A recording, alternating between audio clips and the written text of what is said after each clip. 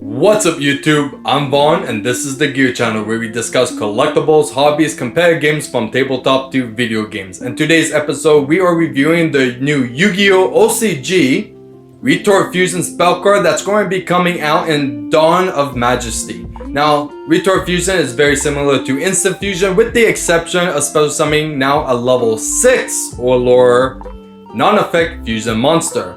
Now there is a lot of debate to see if this card is actually going to be seen play and is it even better than Instant Fusion? Well, it definitely has its pros and cons. If we actually look at it, yes, I know it sounds pretty bad to special summon only a non-effect fusion monster, but for it to be level 6, there's a lot of different varieties now to choose from attributes to type, to XYZ rank 6 monsters now, and open up a lot of varieties of different combos for synchroning and linking. And especially if you are playing Instant Fusion to already summon a non-effect fusion monster, now it's pretty much like you're playing 4 of them in your deck, one of them being Instant Fusion, and then you play 3 Retort Fusions. Now that sounds pretty good, and especially if you are comboing off with these and you're not even conducting a normal summon yet, you can definitely play around cards like Nibiru.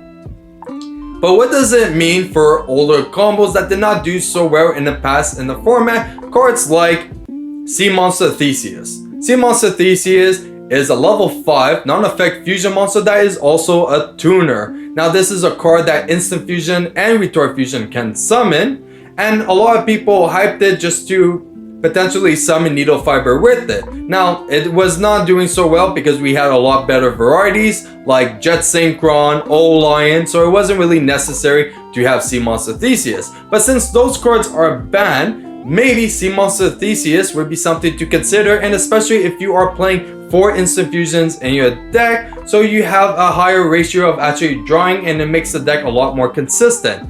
So this is definitely a card we cannot underestimate and definitely shows a lot of potential.